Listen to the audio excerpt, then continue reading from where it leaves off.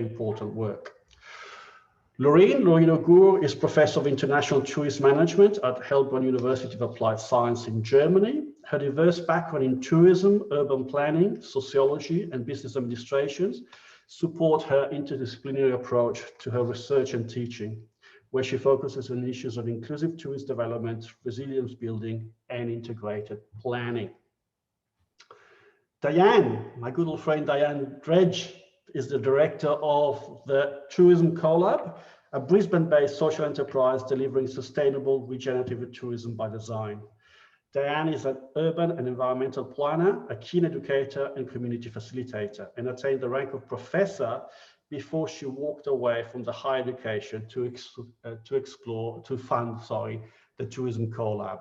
So good on you, Dianne, for doing that. Her audacious goal is to help transform tourism in service of people and nature. She has 25 years experience working in public and private sectors in policy, environmental management, tourism, and organizational design. The list is long. Matteo Bierschneider is a social entrepreneur and co-founder of Y-Steps Indonesia. Y-Steps Indonesia consists of Y-Steps Foundation, community focused, Y-Steps Consulting, destination focused, and Y-Step Travel, industry focused. This creates an integrated approach towards responsible tourist development in Indonesia, currently developing an online learning platform that we'll hear more about in a second, and a community for responsible tourism to scale impact. So thank you, Matteo, for joining us too. And last, but certainly not least, Vicky Smith. Nice to see you again, Vicky Smith. The founder of earthchanges.com, a platform to promote a curated collection of the best positive impacts in tourism. She headed up tourism operations in destinations, marketing, digital development, and e-commerce for tourism operators and travel agents, medias, and NGOs, published an acclaimed academic thesis in volunteer tourism, and is a qualified safari guide and trustee of a sustainable development charity. So here we are, quite an interesting array of educators, social entrepreneurs, practitioners, and I think that what they all have in common, knowing them all five quite well, is the drive and passion for social enterprise and system change in tourism. So allow me to kick off with Pauline. Pauline, you have the vantage point of having been immersed in tourism academia in different roles, both as a teacher and educator, but also as an administrator, having been for about 4 years the dean of the School of Travel Industry Management. And so you're probably the best person to give us an overview of what tourism education has looked like for the last 20 to 30 years, as much as you can do in 10 minutes. Give us an overview of that. And then the big question is, what was in that vision, or what was wrong or partially wrong in that vision that led you to found with Daniel Fesenmeyer TEFI? Thank you, Roberto, and thank you for inviting me to join this amazing session. You know, I'm very passionate about tourism and tourism education and have been for about 4 decades. And so being here with you to talk a little bit about it is just fantastic. You know, tourism is complex, it's global, and it's huge potential for change. I started teaching in tourism education in the late 1970s. And at that time, the tourism education programs were just getting started. There weren't many of them, but over the next 2 decades, they started growing very rapidly. Why? Because the demand for workforce development, because destinations were wanting to, you know, get their GDPs up and increase the employment. And so they look to the universities and colleges to provide workers for the industry. I don't like to call tourism an industry. I prefer to see it as a socioeconomic phenomenon, because when we look at it as industry, we start getting very mechanistic and very production oriented. And that's exactly what I think started to happen in our tourism education programs, right? When you looked at them over those sort of the 70s, 80s, 90s, most of the programs were in business schools. Some of them were fortunate enough to be independent, as our school was in Hawaii. It no longer is, unfortunately, but it was. And we had a lot more control over what we taught and how we taught it. A few of them were social science based, you know, in geography, anthropology, political science, urban or regional planning. There was a sprinkling of those programs too, but the majority were in the business programs. And this obviously had a lot to say about the skill set that graduates came with when they left university. And it was very much focused on the marketing, the finance, the accounting, and those sort of things, right? So in 2005, I was at a very boring tourism conference, and I had already started to sort of question, what the heck are we teaching our students? And are we even preparing them for the jobs that don't yet exist in the future, right? And I was at this conference, and I was sat next to Professor Daniel Fessenmeyer, who was a good colleague of mine. And I started moaning and complaining about what I thought about tourism education at the time. And he kind of agreed with me. And so we got off on this joint rant and sort of lamented how tourism education programs were failing. They were failing our students, they were failing society, and they were not coming up to par in terms of the potential that we felt they had. And most importantly, it seemed to us that, you know, that mechanistic approach and that goal of slotting people into corporations as management trainees and front desk positions was just so short-sighted and so irresponsible in a way, right? So we started thinking about this, and the more we talked to people, we found others that were of like mind, that we needed to sort of grow up and do something more mature. So we decided to bring together about 35 international tourism educators in 2006. We went to Vienna in Austria, where Model University hosted us. And for 4 days, the 35 of us sat around trying to get our heads around the next 30 years, the next 30 years of the future of society, and the next 30 years of how tourism would fit into that. And to help us along, we brought along a professional futurist, Professor Jim Data, and he helped us out by painting 6 different scenarios of how the world might evolve over the next 3 decades.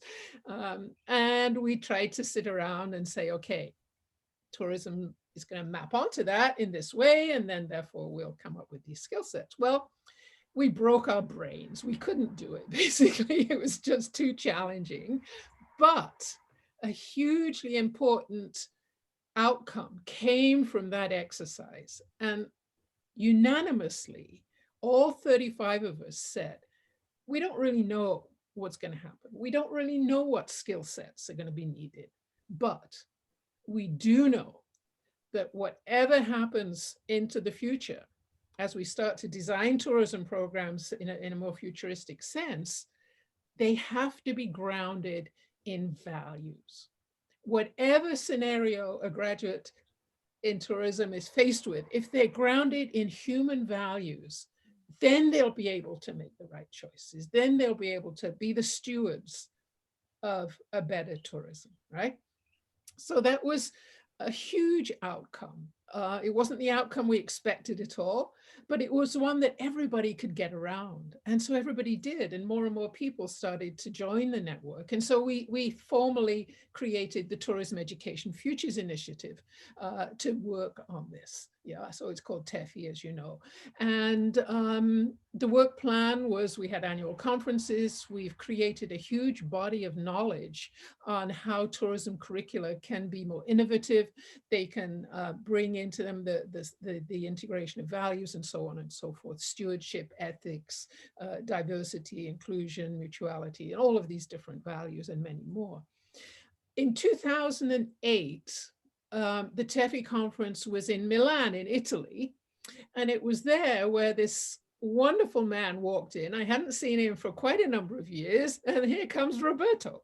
Roberto came to the TEFI conference on fire with the work he was doing with tourism and social entrepreneurship.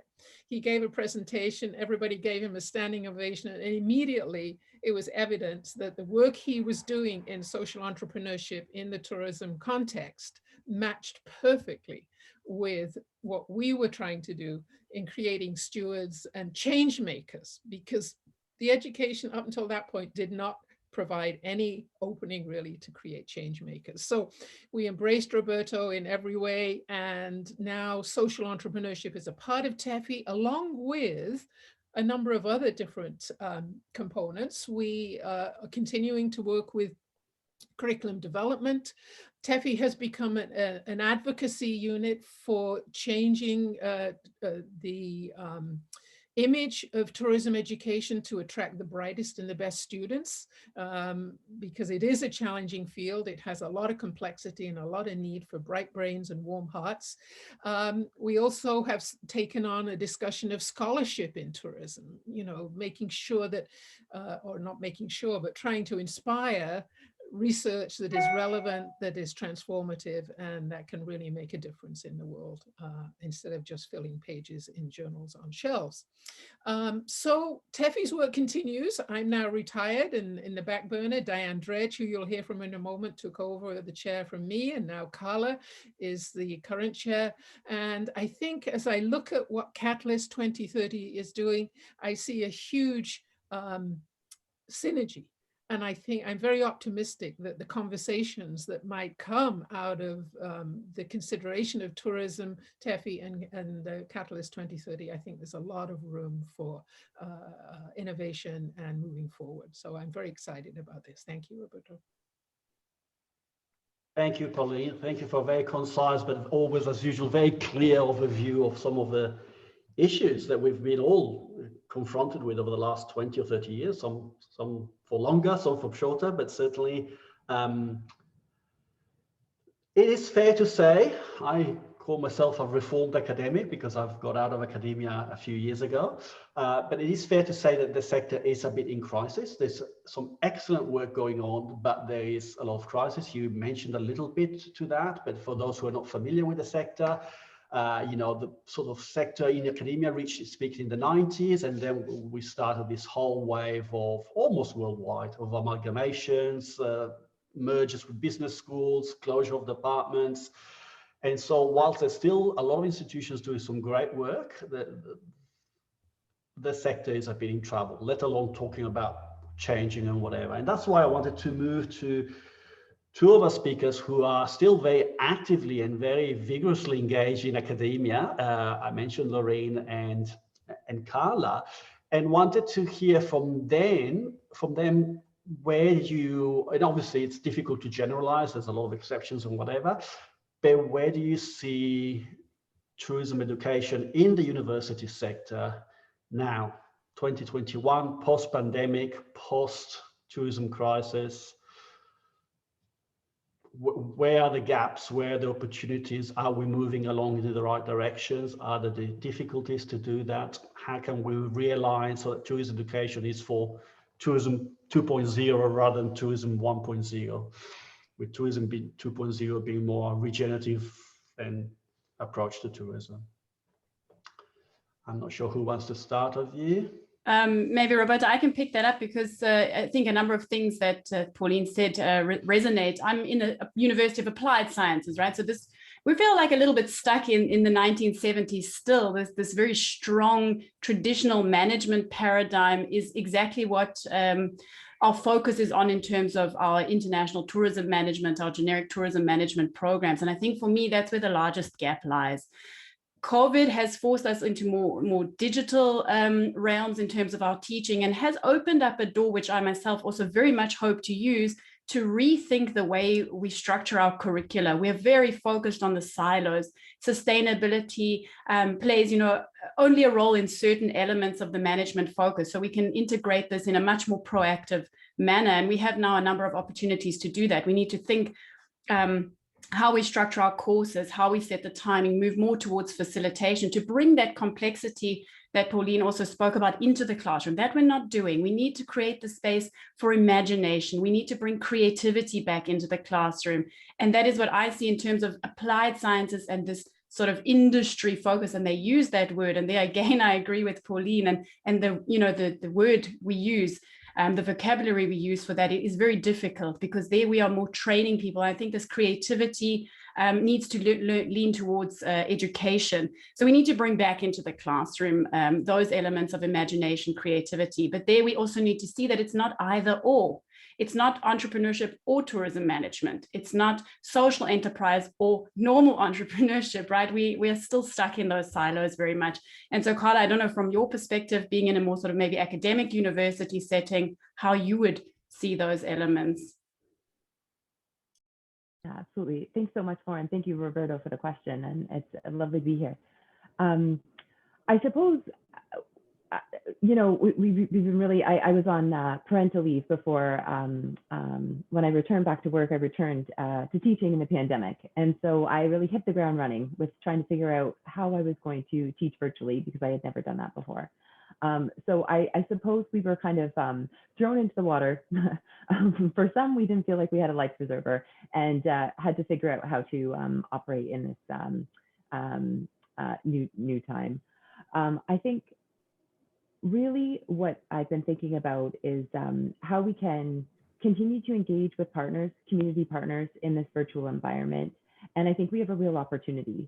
Some of the work that I've been doing with students in terms of supervising them and mentoring them in their social enterprises throughout the years has been to really think through how we can create a sandbox for them to curate problems. And I think we have an opportunity to perhaps reach a broader audience, broader communities, working virtually, and really tap into problems that need attention. One of the other things I've been thinking about is SDG 4 is focused on quality education. And if you take a deeper dive into that, the word criticality doesn't really surface so much. And I think that's probably one of the most important skills for our students, is to teach them critical thinking, creative thinking, you know, broader thinking, how we can work our way through addressing problems. One of the most important skills as well is to get students to think of themselves as citizens within the communities in which they work and live in as well. And that's not an easy task to get them to think about problems that they have, that their neighbors have, and how they may be able to address that. So having students think about themselves as citizens within their community and responding to problems that arise that can not only affect themselves or benefit their lives, but also the quality of lives and well-being of those around them is incredibly important. So yeah, I hope that I was building there on what Lauren was saying.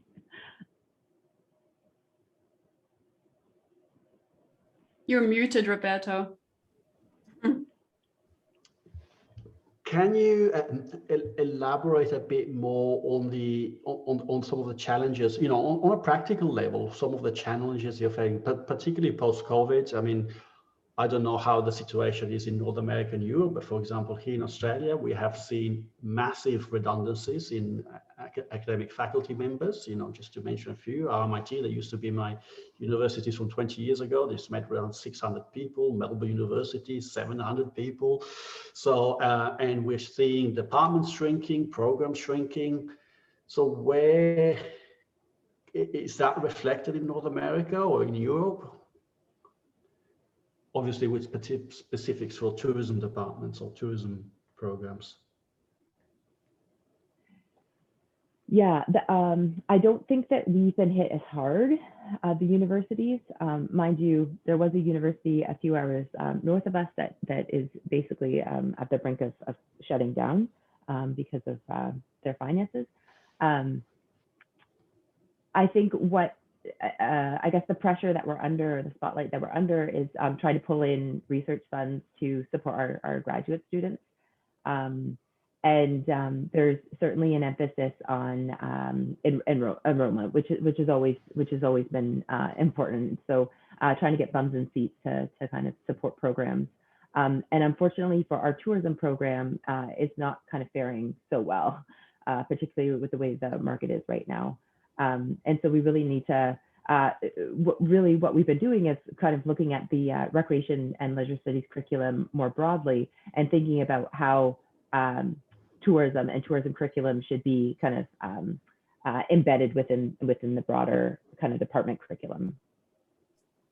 I think that's quite similar with us as well. We're relatively stable in the sense that we have this federal free education system. We're employed by the state as professors. And so we have our salaries, we're secure, but that offers us also a huge opportunity. Our application numbers do begin to drop, of course. So then you can say, hey, let's rethink the way that we are educating. Who are we educating for? And then offering our students an opportunity. They know that those traditional, sort of management jobs in tourism that they were aiming for probably don't exist anymore. So now I see absolutely the opportunity to bring in this conversation about entrepreneurism, social enterprise, and make it the reality that sustainability doesn't mean that you have to sacrifice things. Often it can be a major business case. It is very, very much a huge opportunity. And it doesn't mean that they need to work not for profit, because a lot of my students say, oh, but I don't want to do social enterprise. I'm more business oriented. And well, can we bridge that gap, please? And then we can start to talk about the opportunities that exist. So I see it, we have a lot of opportunity now.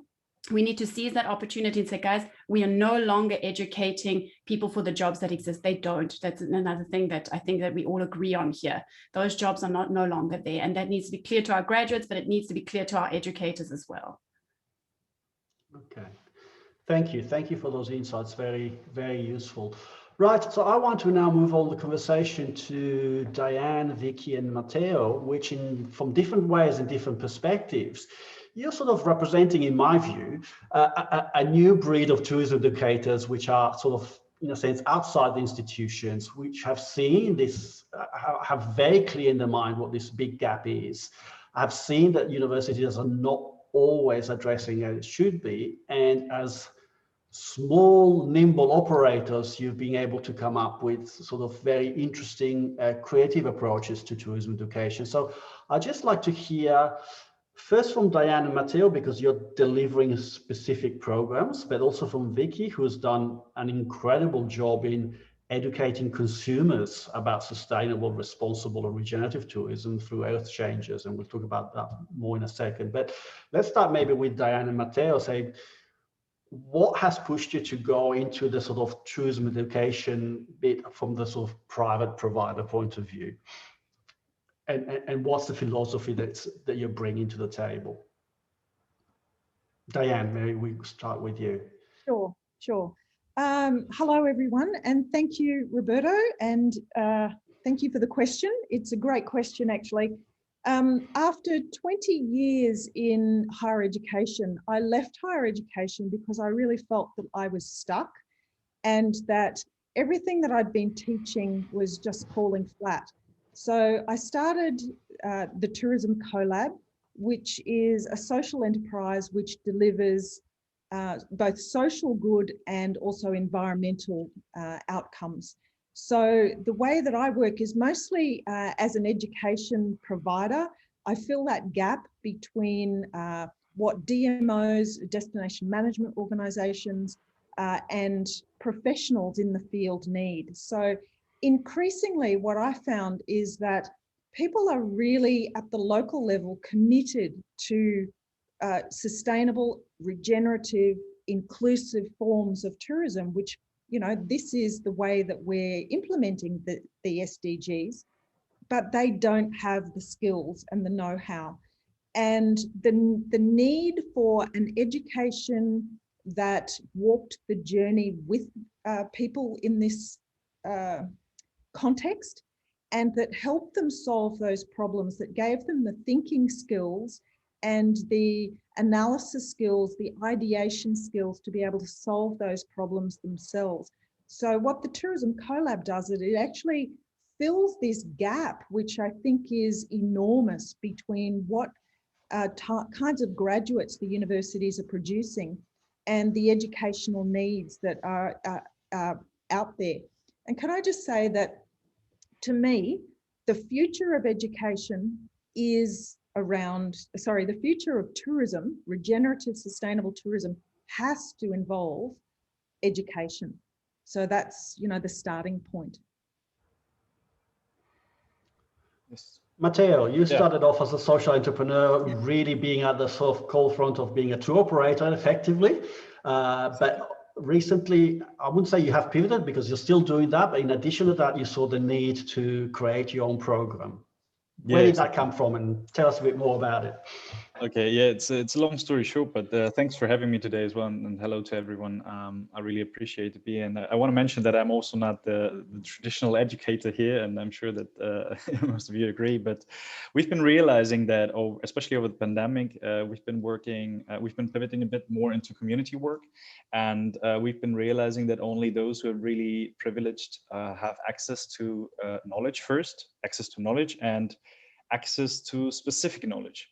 So if we consider people that don't go through the traditional path of education, there are a lot of people out there that are already having jobs, already working in a community, but they need specific knowledge on demand. And that's how we thought, okay, how can we make that kind of, that complex, as Pauline said, the complex system of tourism, how can we break it down into digestible pieces and make them as applicable as possible? Because we're working on the ground. And communities or members of communities or destination managers oftentimes don't have the means to go to university again or study or visit vocational schools again. So how could they also get access to a very applicable form of knowledge? And I have to say it's very much in its infancy right now, but we're working on breaking down international but also local contextualized content and spread it through an online learning platform that is very accessible from all kinds of regions in Indonesia. And if you're familiar with the geographic situation in Indonesia, we have like 17,500 islands. And to get proper education, you have to move to either Bali or Java to very, for visiting good institutions. And that's not by all means possible for everyone. So we've been thinking about how can we spread that knowledge, but make it as applicable as possible without creating new silos, but interweave that the idea of sustainability. So not necessarily keep it separate from tourism, but how can people, for instance, learn how to build and manage homestays, properly? Well aware that does probably will need a transition phase. So not everyone will be able to do self-learning, micro-learning online. But we will offer blended learning opportunities and still support that with going in the communities and connect them also to the industry sector. So we see ourselves as part of the industry, or we call it not industry, as Pauline said, as a socioeconomic phenomenon that we educate our stakeholders. Educate in the sense of allowing them to access knowledge or enabling them to access knowledge, but also foster that kind of community. So for us, it's very important to have peer-to-peer learning as well. There's a lot of communities out there that already did a great job, and especially in Indonesia, if you go from east to west, they could learn from each other. So we're not those who say this is the knowledge that you need, but we're understanding ourselves as an enabler to really foster the communication around responsible, sustainable tourism development, and offer that specific knowledge on demand wherever these communities are. Great initiative, Matteo. I'm very much looking forward to follow the development of this, because it sounds like a great piece of work in the making. So congratulations to you. So Vicky, you are here. You're not a traditional educator in the sense that you're not delivering educational programs as such, but through Earth Changers, I think you have done so much to actually educate the consumer towards the values of sustainable tourism, responsible tourism, or now regenerative tourism. So as a, deep and active industry practitioner, and I will call it industry because in your case, you've been working with tour operators and NGOs, etc.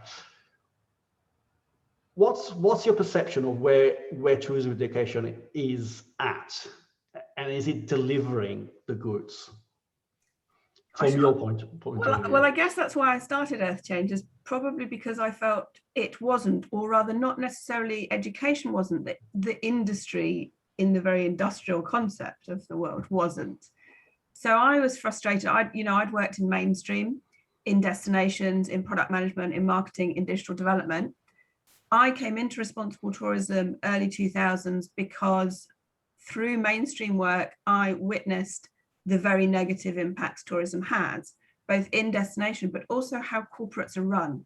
You know, I really didn't like the way that people were treated, the way that this industrial model had just become this conveyor belt of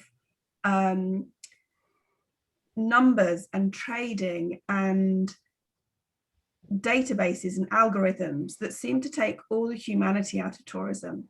And for me, tourism is a learning experience. You know, it's cross-cultural exchange. It is trying different foods, dance, understanding. It's about difference, not about homogeneous kind of, you know, experiences. So I was coming at it because I felt that tourism was lacking what it was really about. And then in the actual responsible tourism world, I felt that most of the platforms that were existing at the time had to dumb down the level of sustainability and responsibility in order to be viable, in order to get market fit. And I didn't like that. And I thought, you know, there's a gap there for something that is truly responsible, sustainable, regenerative, that we might now call it, and still be consumer facing, still be in the market, but very much connect in between that kind of NGO world and commercial world and education. I personally had worked both for commercial operators and also for NGOs. And, you know, where NGOs lack is possibly the sort of marketing and distribution side of things and the importance of the actual market connection. So really, I suppose I started Earth Changes to try and to fill that very sort of, in some ways niche, in other ways huge gap between these things, very much to focus on quality over quantity, very much to say, you know what, it's not about being the biggest profitable social enterprise here. This is me doing purpose first.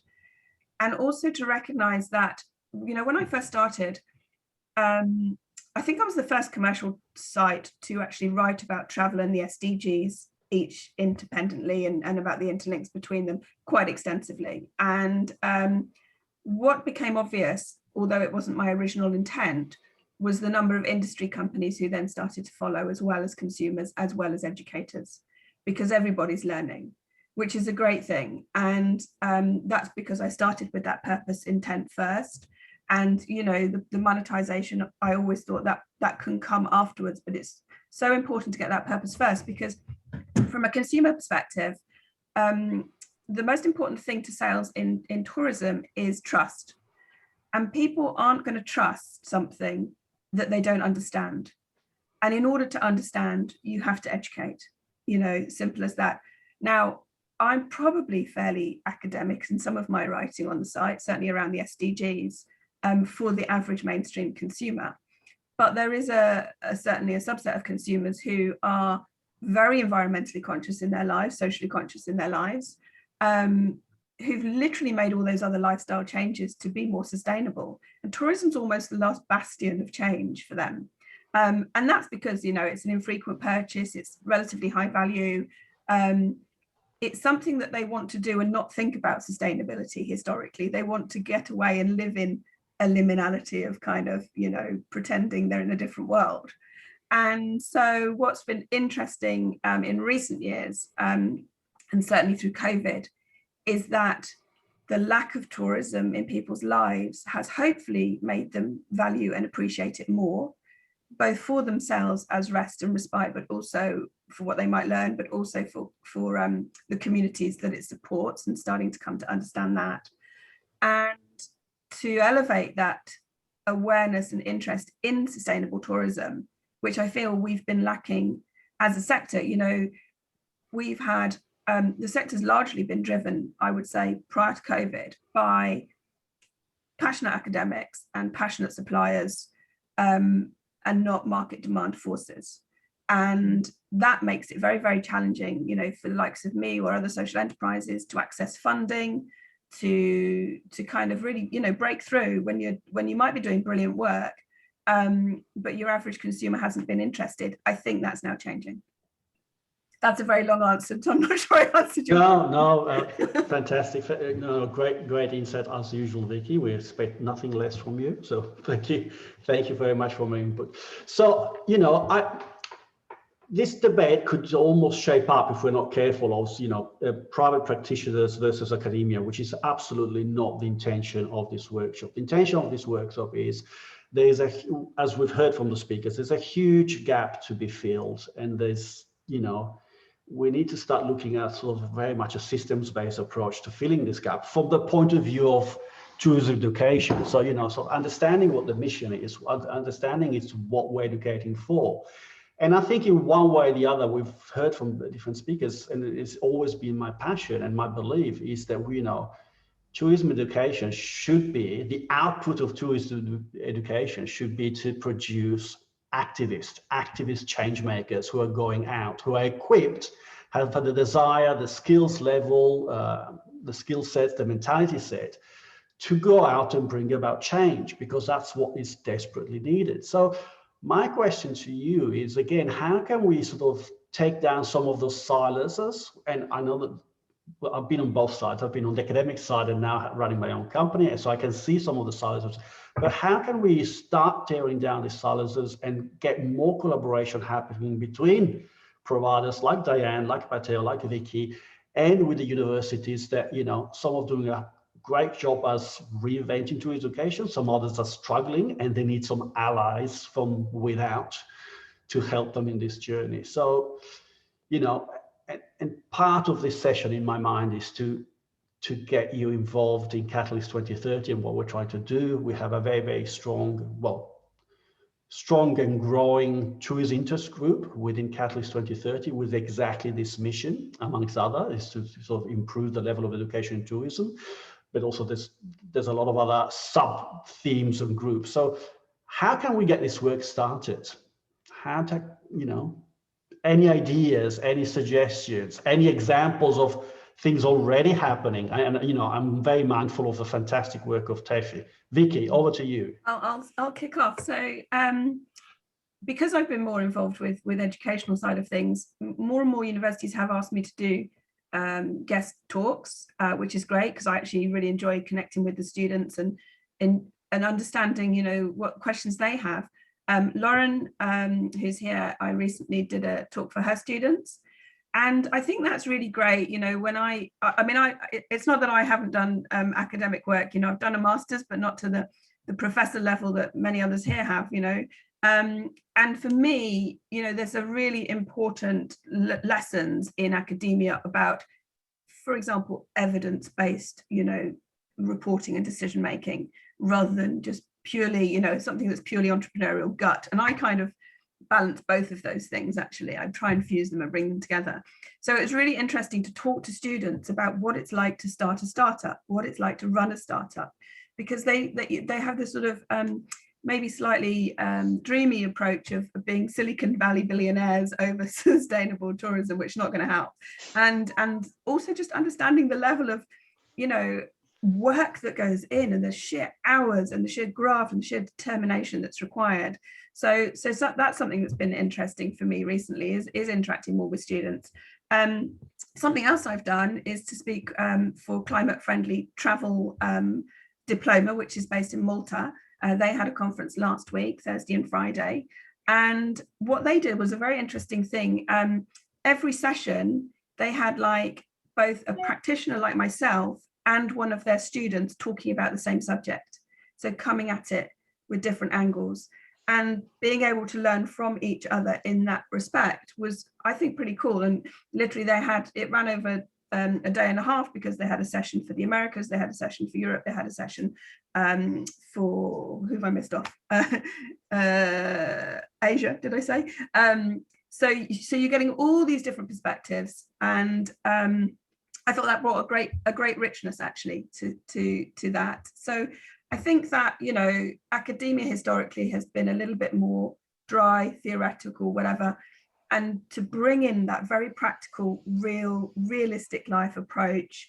And, you know, I sometimes have interns, and something I look for is practical skills. And, you know, that's what you need in the world today, is not just understanding marketing, doing marketing. Because a lot of people, I mean, I have interns who've approached me and they want to come in and write my strategy. You know, they don't want me doing that. They want me doing the day-to-day operational work. They want to write the strategy, and it's like, hang on a minute, it doesn't work like that. So yeah, there's a bit of input. Yes, Roberto, you're on mute. I keep doing this. Apologies. I can see that Dianne is roaring to go. So Dianne, maybe you want to add something there? Look, just very briefly, but I'm actually going to disagree with you, Vicky, only because I'm actually now starting to say no to guest lectures. It is something that I think the university, because they're increasingly strapped for funds, they are increasingly asking people on this side of the fence to do free lectures and that sort of thing. So I'm actually saying no now, and it's not because I don't want to teach. I love teaching and I love talking to students. But what I say to the academics who approach me is, give me a value proposition, a real value proposition, because you're not valuing my time, my expertise, and what I can bring to your students. I want you to think about that and how that can, and I'm not talking, it doesn't have to be about money. It can be other kinds of value. But for me, I really want academics to think more about the value proposition when they reach out to me. I'm so keen to talk to people if they can put a value proposition forward.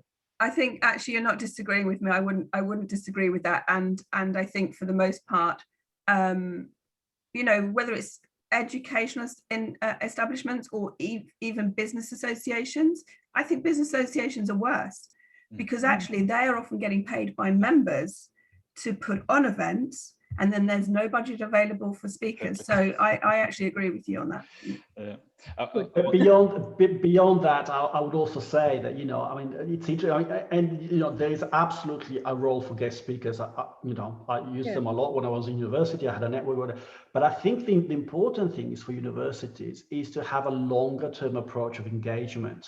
So, you know, if I'm engaging you, Vicky, I should engage you on a longer term, on a program where your contribution is not just the waltz in for an hour and waltz out, but it's more sustained, perhaps around a project or collaboration, you as a bridge with industry. And I think that that's what we're still missing. And I think that that's where the opportunity of collaboration is. Matteo, I think you you want to say something? Actually, I just wanted to share something very interesting that we've been doing over the past 3 years. Actually, we've been working as a social enterprise. We had a very good relationship with the University of Breda and Wageningen in the Netherlands.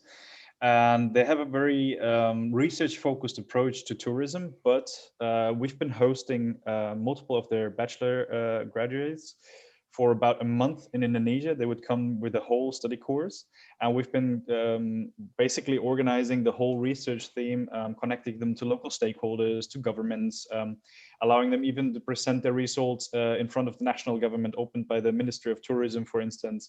And we had a very good relationship with these institutes, but the outcome was also amazing for the students. Like they get really into the field and looked at how they practically be commissioners or we would be their commissioners for their research work that they would have, and treat them like independent consultants. And that was as close to reality as I think it could get. And what they learned on that journey was really how to work, engage with stakeholders, what's the problematic on spot. Oftentimes we take in a very European approach to, or Western approach, or from a tour operator perspective. But sometimes I think it's very good to see the other side of things and look on the destination, what's happening there, how is tourism evolving. And we've been doing topics such as like sustainable tourism development on small islands and challenges there. Or right now we're engaging in another project in augmented reality and travel to empower rural areas. And they do, while they do now desk research, they're still having us as commissioners to connect them to the local conditions. And that was very valuable, I think. Lorraine or Karla, any input on particularly this aspect? I think for me, Roberto, what I have been thinking about is the importance of modeling community engagement to not only my students, but also my colleagues. Being in a research-intensive university, it takes more time to work with communities and to foster relationships with them. And so it's not always an approach that scholars are focused on, I suppose. But I think that it's an opportunity when we do engage with communities to model for students how we can be of service to the communities in which these universities operate. The other piece that I'll mention is that with TEFI, we're really focused on intergenerational learning and mentoring our students, mentoring young women scholars who are looking for mentorship and being part of a network. And so I think the notion of intergenerational learning is really important within the context of regenerative practices as we look to our Indigenous communities, as we look to youth, as we look to older generations, think through how we can all learn from each other and ensure that we're contributing to regenerative and sustainable practices. Yeah, thank you, Karla. I think you made a number of the points that I was going to pick up on as well. But I think coming back to the collaboration between academia and practice, I think that's also where a University of Applied Sciences can play a strong role. And that's what I'm trying to communicate within my own institution. Because it is that expectation, oh, well, people, practice orientation should come into the classroom.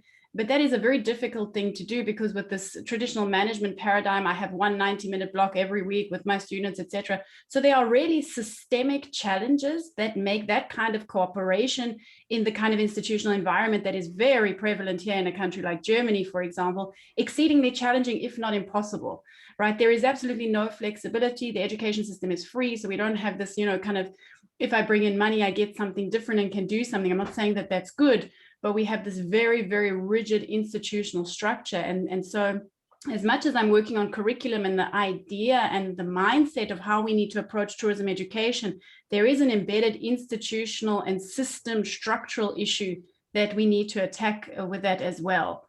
And that requires quite a lot of creativity, to be very honest with you, on my part. And so that's when Vicky has said we've kind of worked together a little bit. She knows how that interaction is happening, and it's incredibly difficult on a number of times. You have to check your boxes. You have to make sure that you've done your contact hours. You have to make sure that the number of minutes has been spent on A, B, or C. And so that's something that I think needs to be brought into the conversation. It's the boring side. It's not what we want to admit, but that is the reality of someone like me who is changing the way I teach and changing the way that I want my students to think and giving an opportunity to develop their perspective. That's my main fight, to be honest with you, is the silos and very institutionalized structure of planning courses and curricula. Yeah. Pauline, you've seen all this before. Any thoughts?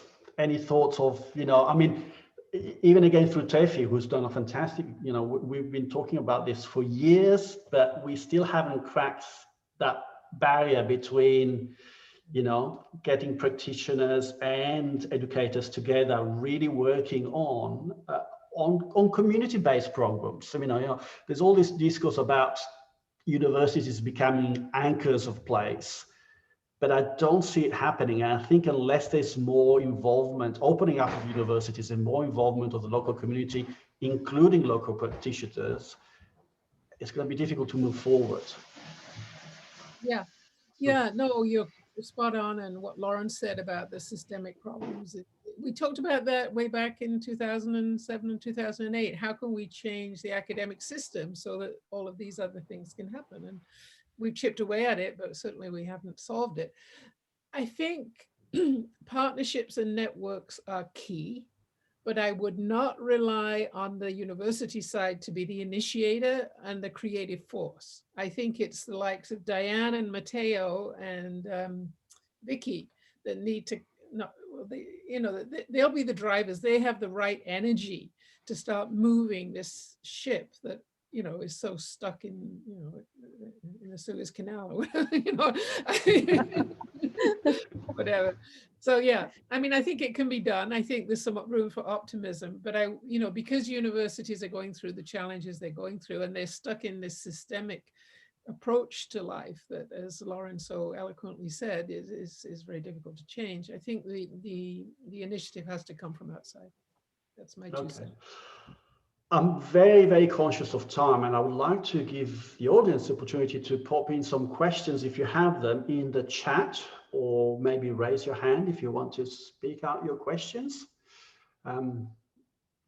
So let's see, anyone's got any questions for any of the members of the panel or for all of us?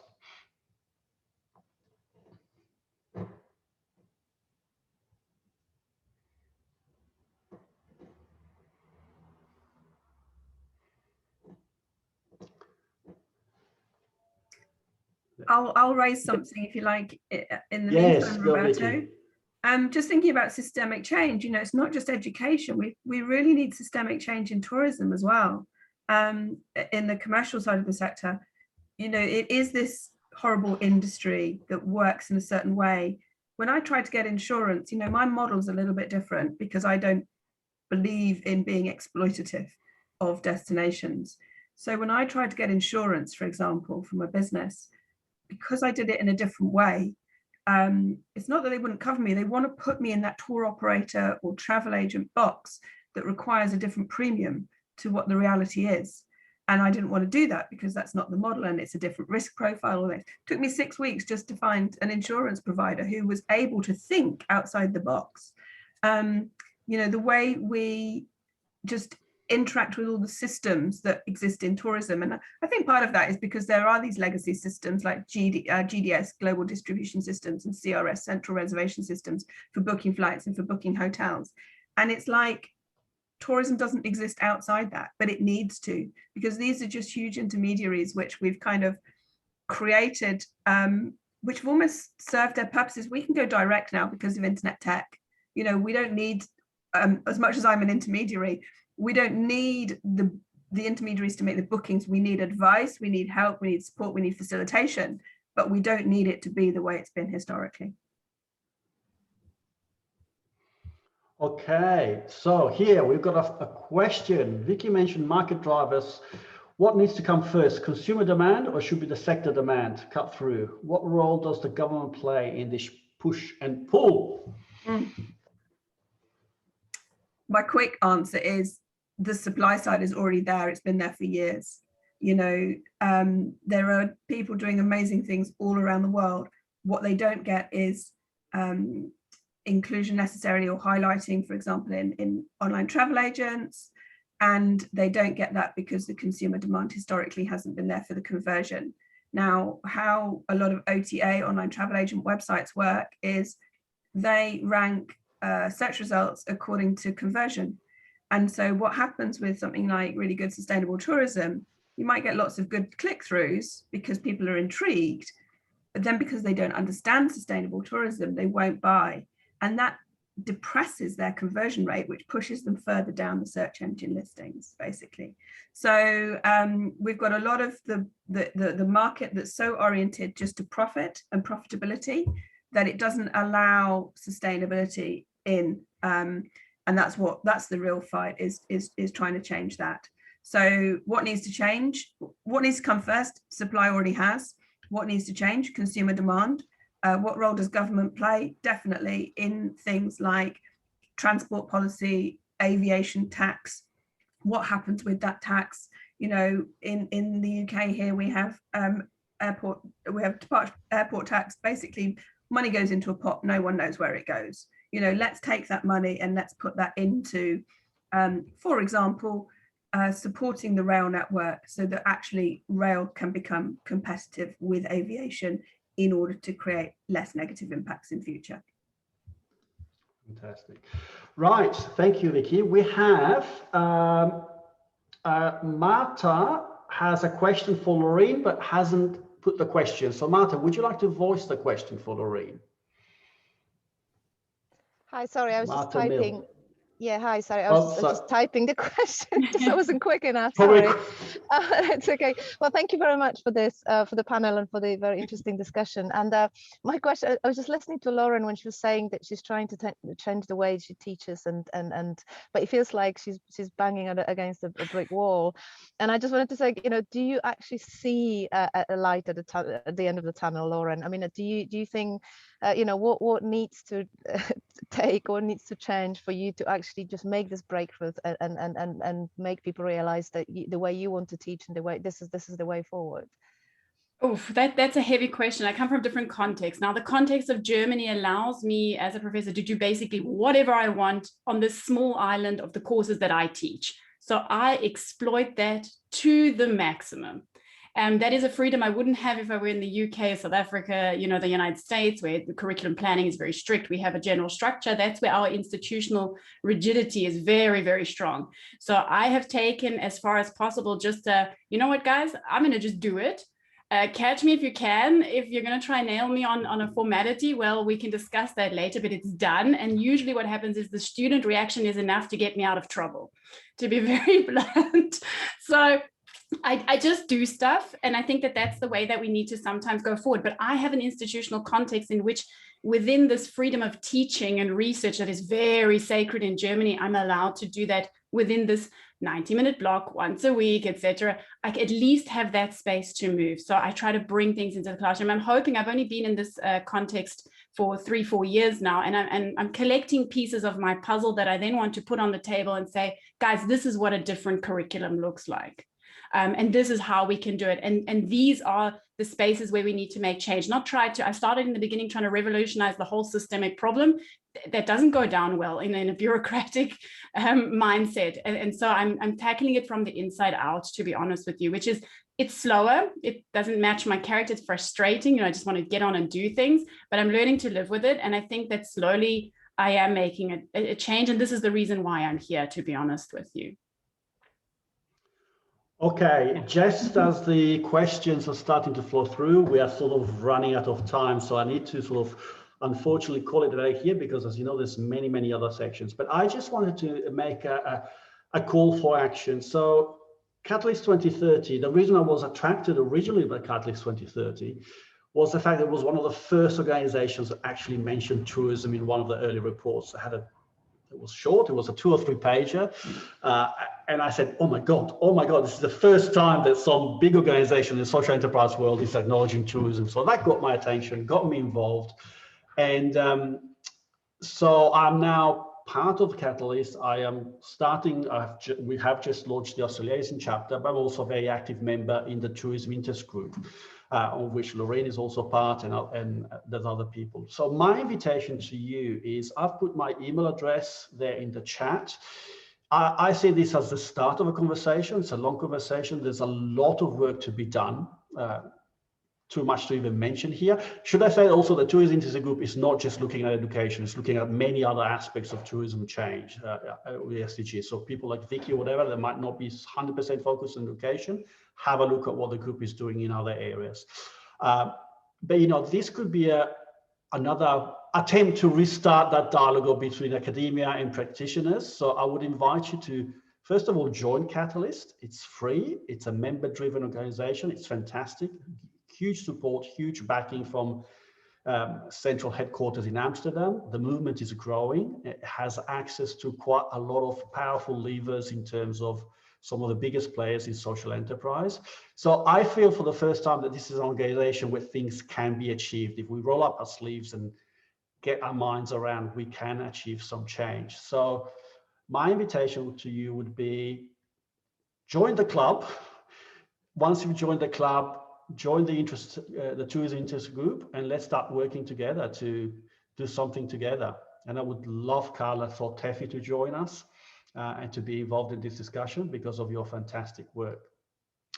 So having done this little pitch for Catalyst 2030, I just want to again thank you, the fantastic panel of speakers. Thank you for being here, but most importantly, thank you for the passion and the drive of what you continue to do, even as retired members, for tourism. So thank you very much all, and thank you for all audience, thank you for attending. Thank you for taking part. And I hope to see you at the Catalyzer Tourism Interest Group. And have a look around. There's many other sessions coming up. There's another really interesting tourism session coming up on the 7th with Anna Pollock, also a good friend of ours. So if you can look out for that, it's going to be another very interesting and certainly challenging session. Thank you, everyone. Thank you, Roberto, very, very much for the invitation, for hosting. Thank you, Mariana. Thank you very much. Catalyst. Thank you, everyone, for attending. Keep well, stay happy, stay healthy. Thank you. Bye-bye. Bye. Thank you. Bye-bye. Bye.